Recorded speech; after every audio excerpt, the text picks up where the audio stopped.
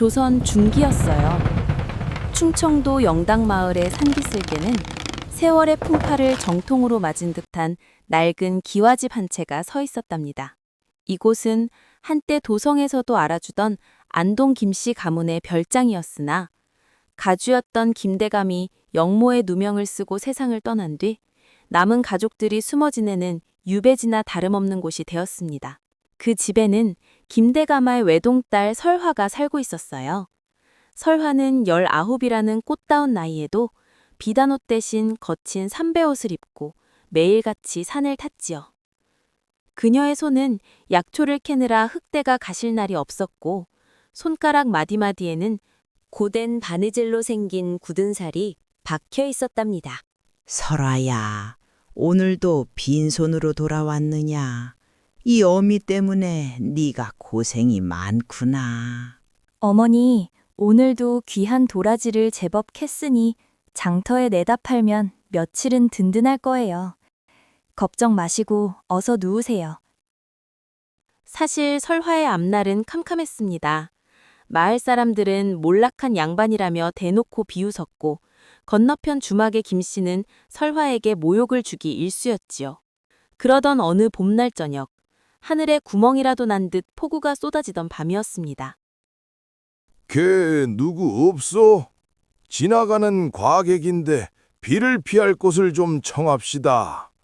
설화는 망설임 없이 노인을 집 안으로 들였습니다. 자신의 방을 내어주고 젖은 옷을 말리게 했으며 마지막 주먹밥과 따뜻한 숭늉을 소반에 받쳐 내왔지요. 어르신, 보잘것없지만 이것이라도 드시고 기운을 차리세요. 노인은 눈이 보이지 않는 듯 손을 더듬거려 주먹밥을 집어들었습니다. 한 입 크게 베어문 노인은 갑자기 눈물을 흘리기 시작했답니다. 내 평생 수많은 명궁과 대궐을 다녀보았으나 이토록 따뜻하고 귀한 밥은 처음이로다. 아가씨, 이 은혜를 어찌 갚아야 할지 모르겠소. 설화는 그저 노인의 떨리는 어깨를 다독였습니다. 그녀는 몰랐습니다. 이 빗속의 방문객이 자신의 멈춰버린 운명을 다시 돌려놓을 거대한 폭풍의 전조였다는 사실을 말입니다. 비가 그친 이튿날 아침이었어요. 노인은 떠날 채비를 하며 설화에게 뜻밖의 말을 건넸습니다. 아가씨, 내가 눈은 멀었으나 사람의 기운과 땅의 숨결은 읽을 줄 아오. 이 집을 보니 가문의 기운이 꽉 막혀 있구려. 선친의 묘소가 어디에 있소? 설화는 당황했지만 가문의 선산이 있는 산등성이를 가리켰습니다. 저기 보이는 절벽 끝 소나무 아래에 계십니다. 가문이 몰락한 뒤 사람을 쓰지 못해 제때 살피지도 못했습니다. 노인은 지팡이를 짚으며 그곳을 향해 고개를 돌리더니 혀를 찼답니다. 저런, 저곳은 낙마 절벽이라 하여 달리는 말도 떨어져 죽는 흉지 중의 흉지요. 저곳에 부모를 모셨으니 가문이 몰락하고 아가씨의 앞길도 막힌 것이요. 설화는 가슴이 철렁 내려앉았습니다. 집안이 망한 뒤부터 밤마다 부모님이 추위에 떠는 꿈을 꾸었던 것이 떠올랐기 때문이지요. 어르신, 그럼 제가 어찌해야 합니까? 저희는 이미 가진 것이 아무것도 없습니다. 노인은 설화를 집 뒷산 가장 험준한 바위 봉우리로 데려갔습니다. 그리고 지팡이 끝으로 커다란 바위 아래 한 지점을 콕 찍었지요. 이곳을 보시오. 이곳은 복호혈, 즉 굶주린 호랑이가 엎드려 포효를 준비하는 명당 중의 명당이요.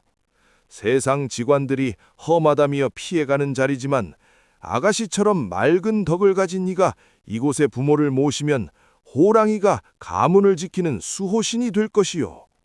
노인은 주머니에서 낡은 부적 하나를 꺼내 설화에게 건넸습니다. 지금 당장 부모님을 이곳으로 옮기시오. 남의 눈을 피해 밤에 작업해야 하오. 땅을 5자 정도 파면 누런 흙이 나올 것이니 그곳에 모시고 3년을 기다리시오. 3년 뒤 호랑이가 포효하는 날 대궐에서 사람이 올 것이요. 설화는 겁이 났습니다. 여자의 몸으로 무덤을 파헤치고 이장을 한다는 것은 당시로서는 상상도 못할 일이었지요. 하지만 노인의 눈빛은 비록 흐릿했으나 그 안에는 범접할 수 없는 위험이 서려 있었습니다. 설화는 그날 밤부터 남몰래 곡괭이를 들고 산을 오르기 시작했답니다. 설화의 고행은 그렇게 시작되었습니다. 마을 사람들은 밤마다 산에서 들려오는 곡괭이질 소리에 귀신 쉰 양반딸이 미쳐버렸다며 수군거렸습니다. 하지만 설화는 아랑곳하지 않았습니다. 달빛에 의지해 꽝꽝 얼어붙은 땅을 파내려 갔지요. 손가락 끝은 터져 피가 흘렀고 손톱은 흙더미 속에서 빠져나갔습니다.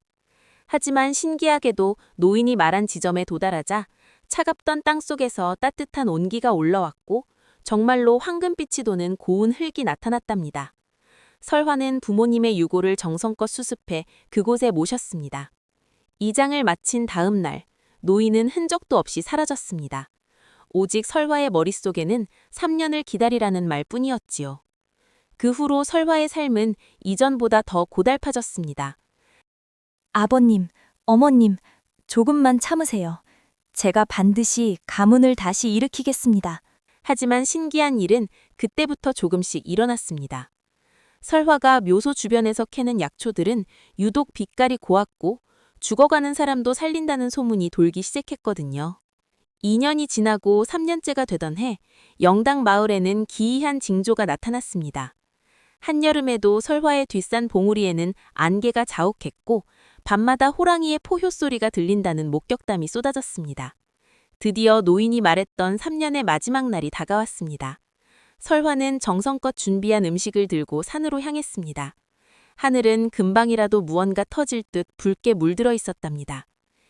기일 제사를 올리던 중 산 아래에서 수십 마리의 말발굽 소리가 들려왔습니다. 설화는 겁에 질려 묘소 뒤 바위 틈에 몸을 숨겼지요. 잠시 후 화려한 관복을 입은 관리들과 무사들이 산을 올라왔습니다. 그들의 앞에는 위험 있는 모습의 젊은 사내가 서 있었습니다. 이곳이 복호혈의 자리인가? 과연 기운이 심상치 않구나. 사내는 묘소를 살피더니 큰 소리로 외쳤습니다. 안동 김씨 가문의 김대감 댁따님 설화 아가씨가 이곳에 계시느냐? 주상전하의 명이 계시다. 설화는 떨리는 몸을 이끌고 밖으로 나갔습니다. 사내는 설화 앞에 무릎을 꿇고 교지를 내밀었지요. 김대감의 누명이 모두 벗겨졌어. 당시 영모를 꾀했던 간신들이 자백했고 전하께서는 김대감의 충심을 기려 복권과 함께 따님을 정경부인으로 봉하셨어.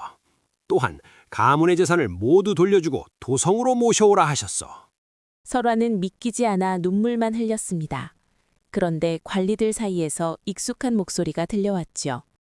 아가씨, 3년 동안 고생이 많으셨소.